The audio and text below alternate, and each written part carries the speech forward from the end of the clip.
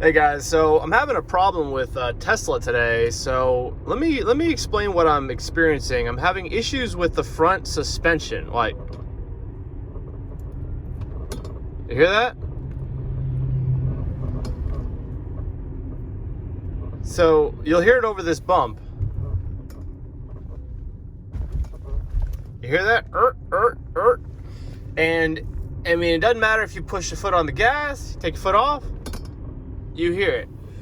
So it's absolutely driving me crazy. This car has, I believe, 32,000 miles, and it should not be having any issues with the front suspension.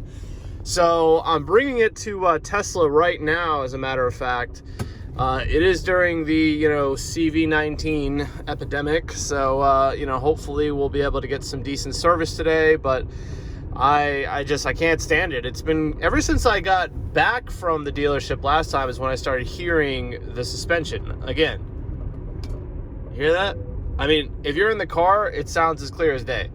Other than it just jamming music out, every time you hit a small bump or an imperfection in the road, or frankly, just put your foot on the brake, you hear that? Oh, look at it. Listen to that. Ugh, it just sounds awful. I'm assuming it's some type of I don't know. I think he's having McPherson struts, so it was probably some ball joint or something is, lost grease or whatever. And hopefully it's an easy fix and they don't just spray, a WD-40 of the world on it. They actually take care of me, but we'll see. That, and I have some plastic piece that's fallen off on the right seat. I think it's just a trim piece. I don't know, maybe it caught somebody's foot or whatever, but it just snapped off. So I'm going in today and I'll report back how it goes. Should be a fairly interesting experience because of, they said that, I don't think I'm going to be able to actually speak to anybody. Everything's going to be done via phone or text. So because they don't want to get any exposure. So anyway, I'll report back.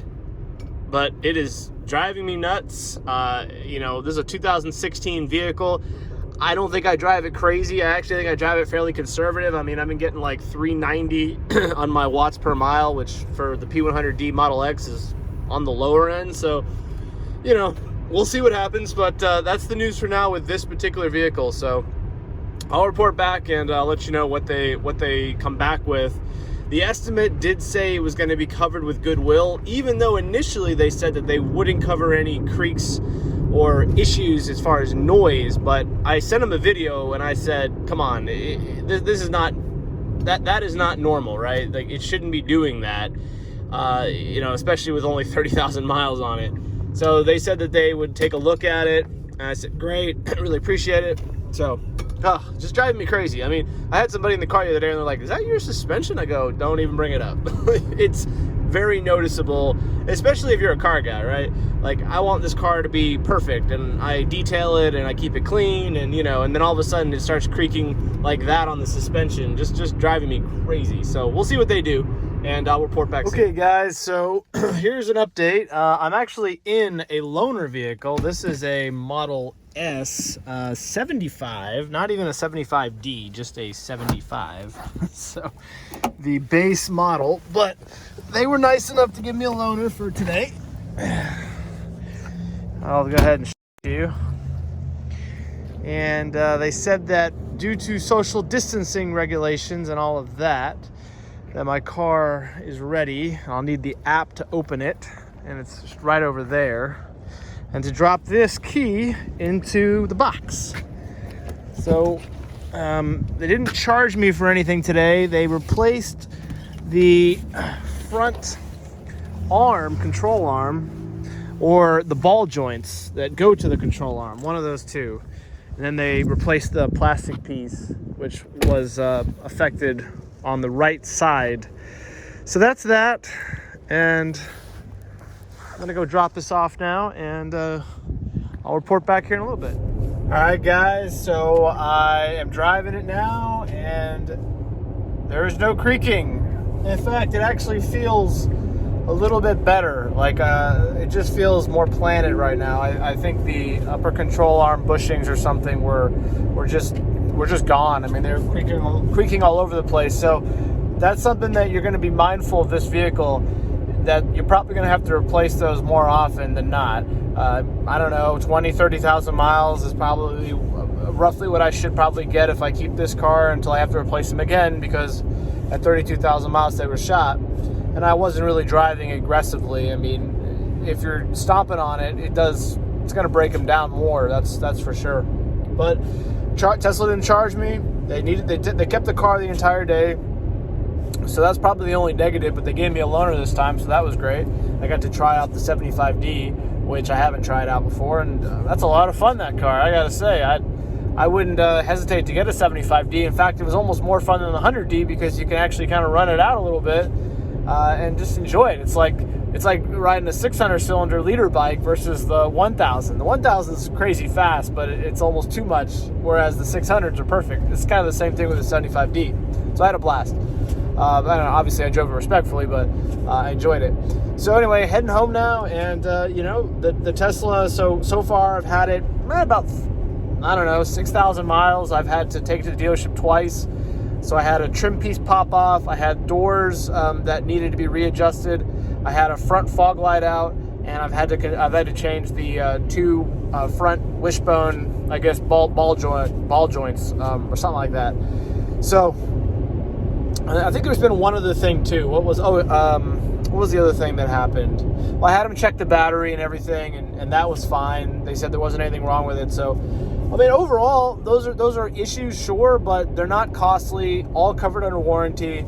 But I am considering selling this vehicle if once the warranty is up, because if I do have issues on other parts, probably not going to be cheap every time I have to take to the dealership.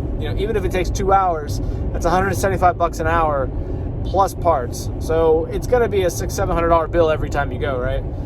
So I'm a little nervous, but so far not too bad. Still am enjoying the vehicle, and I will we'll chat about it here in the future if there's anything else that's come up. But that's the news for now. I will include real quick the text message I got from Tesla. Everything today, because of COVID-19, was hands-off. I literally didn't talk to a technician. Everything was done through text. There was a phone call when I dropped the car off. All the paperwork, you just put it in a box. So just a note there. Like this, it was amazingly a hands-off experience. So crazy times right now we live in with this COVID-19. I'm like driving right now. There's very few cars on the road. Considering it's Friday at 5 o'clock, which this would normally be slammed. But anyway, another good experience with Tesla. They take it, the dealership is closed. They've let their entire sales staff go right now, or a furloughed, but their support department is working, and there was a ton of cars there. I mean, I couldn't believe how many cars were in their parking lot. I asked a guy walking by who works there, who was moving a car, I said, man, I've never seen so many Teslas ever. They said, yeah, these are all ones that just need to be picked up by the customers. And I guess people right now they're probably haven't canceled, but I guess they're assuming or delaying it, for the longest point they can, or there's not a sales staff to deliver it. It's one of those two, but I mean, I've never seen it. They had 3 Model Ys there, which just came out, and they had, God knows how many Model S's and X's just sitting there. So unbelievable. I hope they're okay. I don't know. Tesla stock is a cult stock. It's holding up in there. It hasn't had any fundamentals that made sense in, probably about at least, pretty much ever. Let's be honest. I mean, the company's going to lose money this year, probably lose money next year. But it is the future, and, you got to pay to play, I guess. But yeah, I hope they're going to be okay. This was an interesting experience today. So, all right, guys, hope that's helpful. Any comments or questions, but so far, those are the things that have gone wrong with the Model X in 5, 6, 7,000 miles of having it.